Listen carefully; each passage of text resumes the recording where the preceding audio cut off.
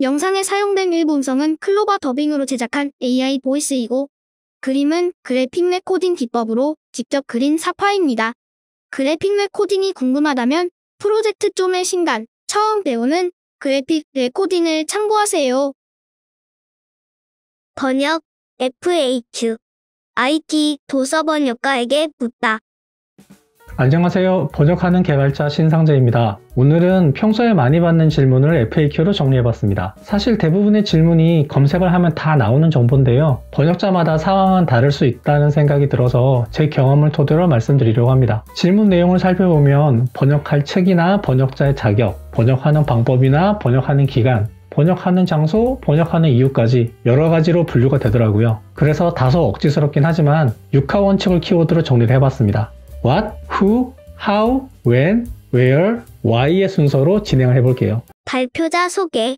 우선 제 소개부터 드리겠습니다. 저는 번역하는 개발자 신상재라고 하고요. 이제까지 10여 권의 책을 번역을 했습니다. 번역했던 책 목록은 링크 어딘가에 붙여놓을게요. 현재 모 IT 회사를 다니고 있고요. 업무의 시간에는 좀이라고 하는 1인 출판 프로젝트를 운영하고 있습니다. 흔히 개발자라고 하면 오픈소스 프로젝트를 하는 게 보통인데요. 저는 소프트웨어 엔지니어링 기법을 최적화하는 실험으로 출판 프로젝트를 하기로 했습니다. 회사에서 실험을 해보기에는 너무 많은 사람들이 엮여 있는지라 시행착오하면서 최적화하기는 힘들거든요. 나중에 겪어보시면 아시겠지만 소프트웨어 개발 프로세스랑 도서 출판 프로세스는 거의 똑같습니다. 심지어 시공간을 초월하는 노마드식 협업은 출판 프로세스 쪽이 훨씬 앞서 있어요. 1인 출판 프로젝트 소식은 좀 IO 블로그에 조금씩 올릴 테니까요. 궁금하신 분은 나중에 한번 들러봐 주세요. 다루는 내용.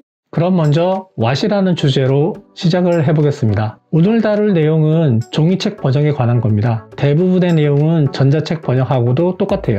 주로 종이책을 번역하는 공정 위주로 말씀드리겠습니다. 블로그나 유튜브 같은 온라인 콘텐츠 번역은 다루지를 않을 거예요. 저작권이나 협업 방식이 종이책을 처리하는 방식이랑 조금 다르거든요. 인쇄나 유통 관련 내용도 다루지는 않을 거예요. 전반적인 출판 프로세스보다 번역에만 집중해서 말씀드리겠습니다. 번역 관련 역할자. 번역은 하고 싶은데 이런 생각이 날 겁니다. 번역하려면 어떤 자격이 필요해요? 번역을 하고 싶은데 누구에게 물어봐야 돼요? 이 질문에 답을 하기 전에 번역과 관련된 역할자에 어떤 사람이 있는지부터 살펴보겠습니다. 우선 번역의 최종 산출물은 번역서예요. 그리고 다양한 형태의 중간 산출물이 만들어집니다. 산출물을 중심으로 연관된 사람을 찾다 보면 번역하는 전체적인 공정과 역할을 파악할 수 있을 거예요. 먼저 최종 산출물인 책을 중심으로 살펴보겠습니다. 책을 만드는 저자와 그걸 옮기는 번역자가 있겠죠.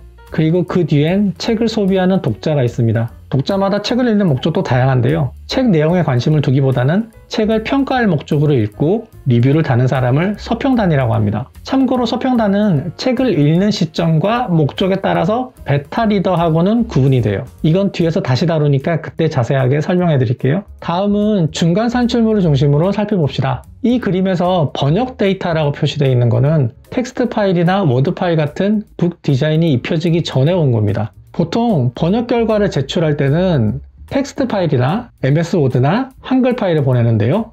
이걸 편집자가 가공해서 어도비 인디자인 파일에 옮기고 인쇄소로 보내게 됩니다. 편집자는 책을 기획하고 원고를 검수하는 등의 총지휘자예요. 출판사에 소속된 분도 있고 프리랜서일 수도 있습니다. 디자이너는 책의 표지나 내지의 템플릿을 만드는데요. 역시 출판사 소속이거나 프리랜서입니다. 베타 리더는 책의 난이도나 전문성에 따라서 섭외하기도 하고 섭외하지 않는 경우도 있습니다. 간혹 여러 명의 베타 리더를 두기보다는 딱 한 사람의 감수자를 두기도 합니다. 베타 리더와 감수자의 차이는요. 감수자가 해당 분야의 권위자라고 한다면 베타 리더는 해당 분야의 권위자일 수도 있고 현업 담당자일 수도 있고 입문자일 수도 있습니다. 다양한 독자 계층을 대변하는 사람이라고 보시면 돼요. 앞에서 서평단 이야기를 했는데요. IT로 치자면은 소프트웨어 개발을 할 때 클로즈드 베타 테스터나 3자 테스터가 베타 리더에 해당된다고 생각하시면 돼요. 위양선된 원고에 피드백을 주면서 책의 약점을 보완하는 역할을 합니다. 서평단은 얼리 어댑터나 유튜브 리뷰어 정도가 될 것 같네요. 완성된 책에 리뷰하는 거라서 마케팅 목적이 강합니다.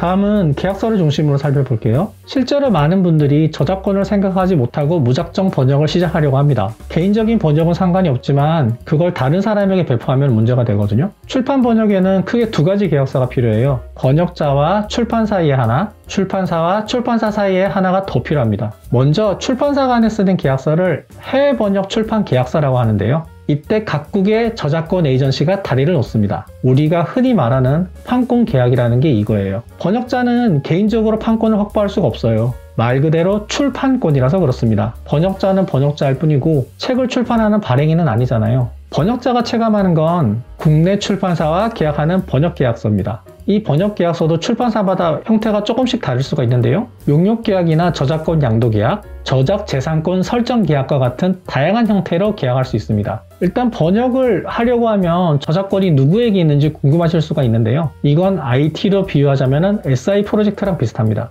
예를 들어서 고객사와 개발사가 공동 저작권을 가지고 고객사에게 사용권을 주는 방식도 있고요. 저작권은 고객사가 가지고 개발사는 용역비만 받는 방식도 있습니다. 보통은 번역자가 번역물에 대한 저작권을 가지고 출판사는 독점적인 출판권을 가지는 형태로 진행을 하게 되는데요. 간혹 용역 계약을 하는 곳도 있습니다. 번역은 장당 얼마를 받는다라는 매절 계약이 대부분이라서 인세 계약이 아닌 한 체감되는 정도는 비슷합니다. 다만 납기를 지키지 못할 때의 페널티나 번역비 입금식이나 방법 등이 서로 조금씩 다를 거예요. 번역 의뢰를 혹시 받는다면 계약서의 초안을 꼼꼼하게 살펴보시기 바랍니다. 참고로 문화체육관광부의 표준계약서가 공개되어 있습니다. 어떤 내용을 담고 있나 살펴보시기 바랍니다. 다음은 질의서를 중심으로 살펴보겠습니다. 질의서는 저자에게 확인받고 싶은 내용을 써서 보내는 건데요. 간단히 메일 본문에 써보내기도 하고 양이 많으면 엑셀로 정리해서 첨부하기도 합니다. 번역하는데 무리가 없다면 질의서는 없어도 되는데요. 간혹 원서의 뉘앙스가 헷갈린다거나 원서의 오류를 발견했다거나 번역서를 현지화를 하려는데 동의가 필요할 때